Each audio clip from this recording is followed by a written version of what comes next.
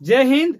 आप सभी को पता होगा कि हमारा देश जो है किस बिने पर आजादी पाई है। हमारे देश के नेताओं ने, हमारे देश के युवाओं ने, वो वीर जवानों ने किस तरीके से जान की बलिदानी दी है, अपने प्राणों की आहुति दी है, अपने घर द्वार की आहुति दी है। उसके बाद जो है हमारे देश को आजादी मिली है। आजादी से पूर्व हम लेकर चलते हैं आप सभी को लेकर चलते हैं आजादी से 200 वर्ष पूर्व, जिस तरीके से हमारे देश में अंग्रेजों ने किस तरीके से अपनी कब्जा जमाई और हम भारतीयवासियों पर तरह तरह का जो है उस पर जो है विद्रोह, मतलब कई तरीके का विद्रोह हुआ। उसके बाद भी हमारे देश के युवाओं, हमारे देश के नागरिकों पर किस तरीके से अत्याचार किया गया, उस काल कोठरी में बंद किया गया। लेकिन आपका भी दिल दहल जाएगा अगर वो राज आपको बताएंगे तो आप भी कहेंगे कि हमारे देश के साथ बहुत बड़ा नाइंसाफी हुआ है। लेकिन मैं पूछना चाहता हूँ, भारत और भारत के युवाओं, क्या आपने उस दिन को देखा है? क्या आपने उस दिन को याद किया है जिस दिन हमारे देश के युवाओं ने, हमारे देश के वो वीर जवानों ने जो अपनी जान की आहुति दी है,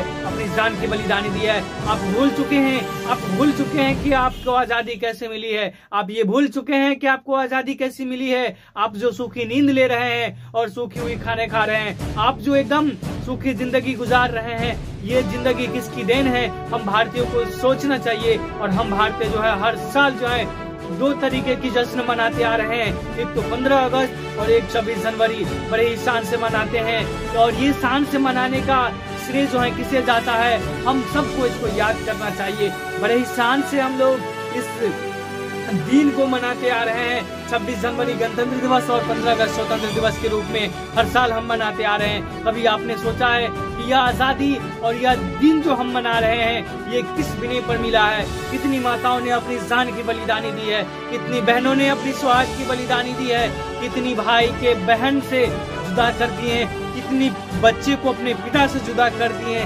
कितनी माओ को अपने बेटे से जुदा कर दिए, तब जाकर हमारा देश जो है आजाद हो पाई है और हम आजाद देश में पैदा हो पाए हैं। लेकिन आपको याद होना चाहिए, अब्दुल हमीद को याद करना चाहिए, एपीजे अब्दुल कलाम को आजाद करना चाहिए, एपीजे अब्दुल कलाम को याद करना चाहिए, पंडित जवाहरलाल नेहरू को याद करना चाहिए, चाचा नेहरू को याद करना चाहिए, खुदीराम बोस को याद करना चाहिए, सुखदेव को याद करना चाहिए, महात्मा गांधी को याद करना चाहिए, खुदीराम बोस को याद करना चाहिए, नथुराम गोडसे को याद करना चाहिए और डॉक्टर भीमराव अंबेडकर को याद करना चाहिए और प्रेम बिहारी राय ज़्यादा को भी याद करना चाहिए, जिन्होंने उस संविधान के ढांचा को तैयार करके हम लोगों के झोली में वो डाल दिए थे।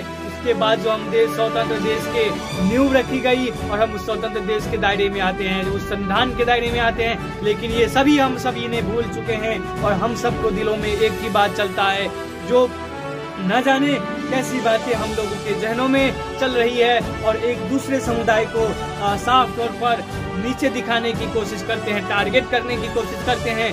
मैं किसी समुदाय की विरोध नहीं करता, नहीं किसी समुदाय का पक्षपात लेता हूँ। मैं एक सच्चे देश हित में और देश के लिए बात करने जा रहा हूँ और आप सभी के साथ जो है सच्चे देशभक्ति के साथ अपनी वाणी को प्रस्तुत करते हैं। हमें देशभक्ति पेश करनी होगी, हमें देशभक्ति अब पेश करनी होती है। उस टाइम का युवा और उस टाइम का युवती हर वक्त अपनी देशभक्ति पेश कर रहा होता है। कहीं अंग्रेजों के गुलामी की जंजीर में जकड़ा हुआ रहता था, लेकिन फिर भी अपने देश के लिए अपनी देशभक्ति पेश कर रहा होता था। वो लोग कभी गद्दार नहीं हुए और न ही उन लोगों के दिलों में ऐसी कोई बात आई।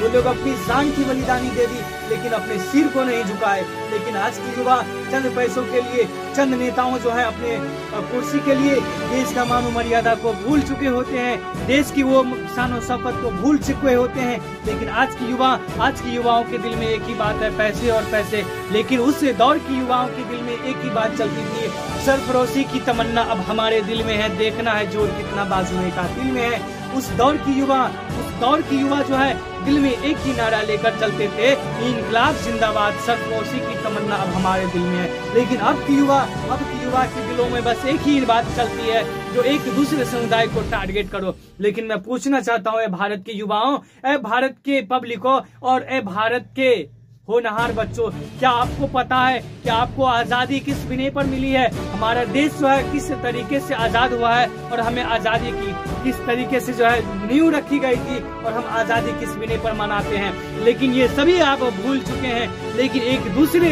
लोगों को टांग पकड़कर खींचने की कोशिश करते हैं। हमें याद करना चाहिए उन वीर जवानों को जिन्होंने देश के लिए अपनी आहुति दी थी, लेकिन आज भूल चुके हैं झांसी वाली रानी को, जो वो भी एक लड़की थी, लेकिन देश के लिए अंग्रेजों के साथ मर्दानी की तरह लड़ाई लड़ी थी। लेकिन आपको याद करना चाहिए उस वीर जवानों को जिन्होंने अंग्रेजों से लड़ते लड़ते अंतिम गोली अपने आप को मारकर देश का मान बढ़ाई थी। लेकिन आज हम ये सभी चीजें भूल चुके हैं। अब एक ही बात के साथ हम लोग आगे बढ़ते आ रहे हैं, एक दूसरे समुदाय को टारगेट करो। लेकिन मैं पूछना चाहता हूँ भारत के युवाओं, हमें किसी भी समुदाय को टारगेट नहीं करना चाहिए, नहीं किसी समुदाय को हम बातें कर रहे हैं और न किसी के पक्ष ले रहे हैं और न किसी का पक्षपात कर रहे हैं। लेकिन मैं एक सच्चे देशभक्ति और एक सच्चे देशभक्त के साथ अपना पक्ष रखता हूँ। मैं एमडी सुल्तान आप सभी को बताने जा रहा हूँ और आप सभी को संबोधित करते हुए मुझे गर्व हो रहा है, क्योंकि मैं उस देश का बेटा हूँ जिस देश के संविधान ने हमें बोलने का अधिकार दिया, और आज उसी संविधान के बोलने का अधिकार को भी हनन किया जाता है। बोलने का अधिकार नहीं है, अगर कोई बोलता है देश हित में बोलता है तो उसे उस पर मुकदमा चलाया जाता है। मैं पूछना चाहता हूँ भाइयों, क्या देश के जनताओं और क्या देश के युवाओं ने